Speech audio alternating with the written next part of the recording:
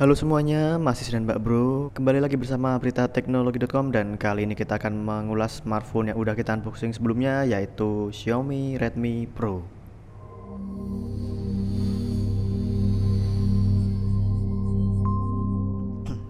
Kita tahu bahwa jajaran Redmi itu merupakan jajaran entry level dari Xiaomi, namun nampaknya Xiaomi akan merubah stigma ini. Lantaran Xiaomi telah menanamkan komponen yang sangar menurut kami kepada Redmi Pro ini menggunakan chipset yang memiliki prosesor Deca-core alias 10 core dari MediaTek Helio. Lalu terdapat juga RAM yang cukup besar, berikut spesifikasi detailnya.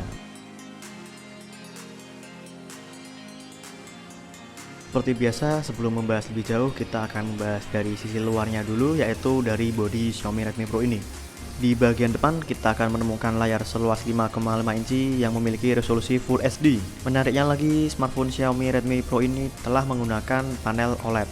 Panel tersebut pun merupakan panel yang pertama digunakan Xiaomi, karena biasanya pada jajaran Redmi ini menggunakan panel IPS. Untuk sisi depannya, kita akan menemukan juga sebuah tombol fisik yang mana terdapat sensor pemilih sidik jari. Lalu terdapat dua tombol kapasitif, di mana tombol kapasitif ini memiliki backlit. Untuk framenya sendiri terdapat frame metal seperti jajaran smartphone saat ini yang ada di pasaran, di mana kita akan menemukan tombol volume dan tombol power pada bagian kanan. Lalu di bagian bawah kita akan menemukan speaker dan juga port USB dengan tipe C, jadi mau dibolak-balik itu masangnya bisa.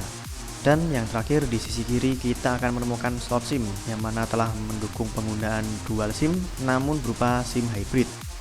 Xiaomi Redmi Pro ini mengusung dua kamera, di mana untuk kamera utamanya itu memiliki sensor sebesar 13 megapiksel dan sensor kedua itu memiliki resolusi sebesar 5 megapiksel. Lalu juga ada dual LED flash. Dan bagian belakang ini juga berbahan metal, namun saat digenggam itu entah kenapa kami merasa licin. Untuk antar mukanya sendiri seperti biasa Xiaomi menggunakan desain dari mereka sendiri yang udah kita kenal, yaitu MIUI. Nah, pada saat kita awal membeli itu mendapatkan MIUI versi 7 yang udah menjalankan sistem operasi dari Android Marshmallow. Namun kita udah melakukan upgrade ke MIUI yang 8, jadi kita bisa melihat perbedaannya yang cukup lumayan ya. Oh ya, informasi saja bahwa MIUI 8 ini masih mengusung Android versi 6.01 Marshmallow.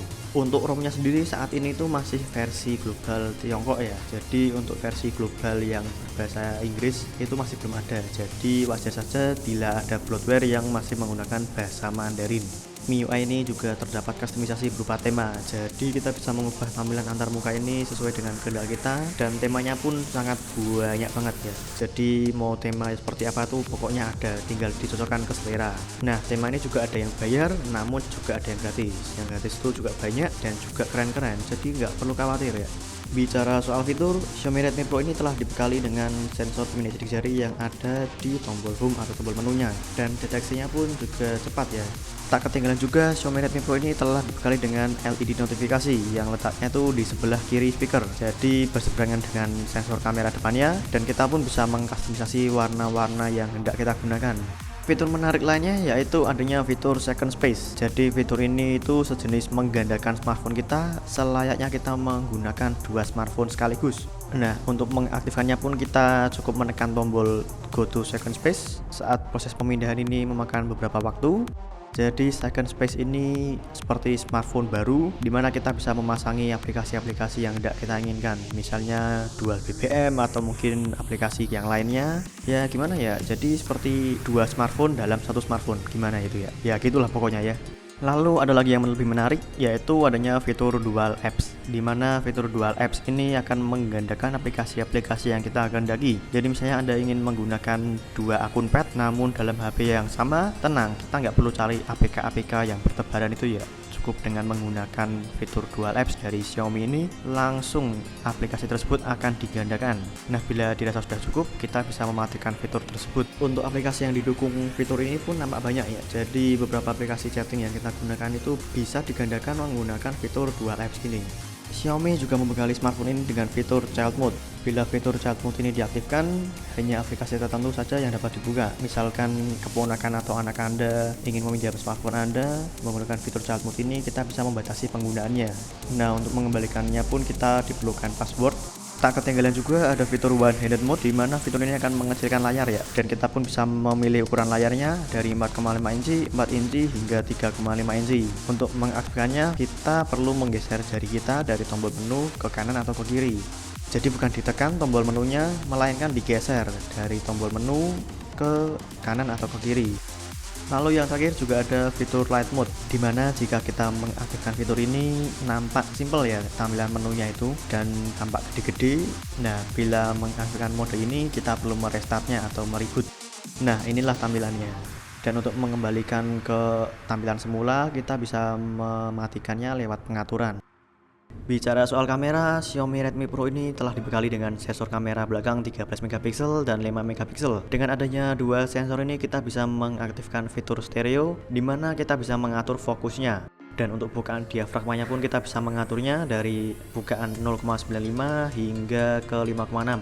Nah, dengan mengaktifkan mode stereo ini nantinya foto akan nampak lebih blur tergantung pengaturan ya. Namun blurnya itu bukan merupakan blur dari lensanya, melainkan blur secara software ya. Jadi menurut kami sedikit nggak alami.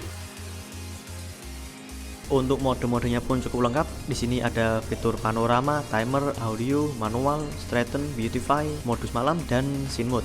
Untuk kamera depannya itu ada sensor sebesar 5 megapiksel, dimana menurut kami hasilnya lumayan ya.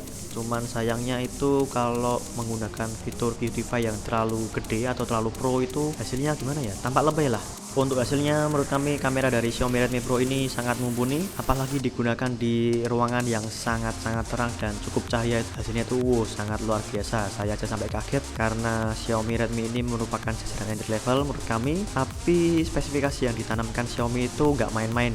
Sayangnya pada kondisi malam hari atau kurang cahaya, kamera dari Xiaomi Redmi Pro ini harus bertukuk lutut karena hasilnya tuh menurut kami banyak noise-nya. Bahkan kami menggunakan LED flash-nya itu malah cenderung kekuningan.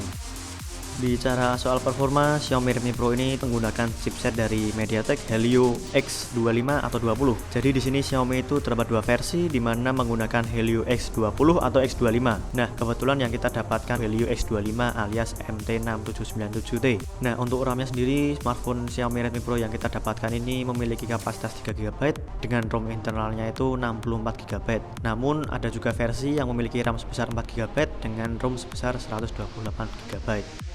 Untuk performanya cukup satu kata menurut kami untuk menggambarkan smartphone ini, yaitu sangar. Ya, sangar. Dibanderol dengan harga 3 jutaan, kita sudah mendapatkan smartphone yang sangar banget malahan ya. Dengan skor Antutu yang kita uji itu bisa sampai 90.000 lebih. Skor tersebut itu biasanya dapat dicapai dengan smartphone yang seharga 4 juta lebih ya.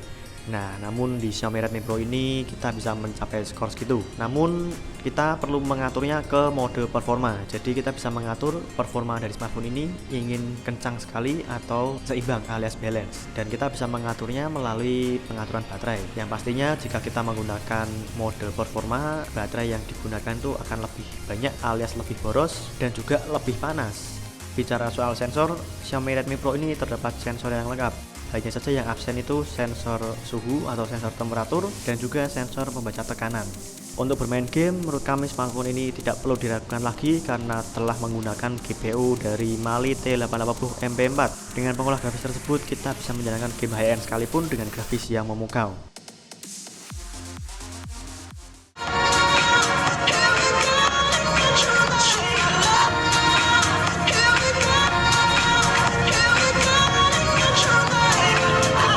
Untuk baterainya sendiri, Xiaomi Redmi Pro ini disokong dengan baterai yang nggak bisa dilepas alias non-removable dengan kapasitas 4050 mAh. Pengisian baterainya pun tergolong cepat karena terdapat fitur quick charging atau fast charging, dimana saat kita mencoba mengisi dari posisi 0 hingga 100% itu sekitar 2,5 jam.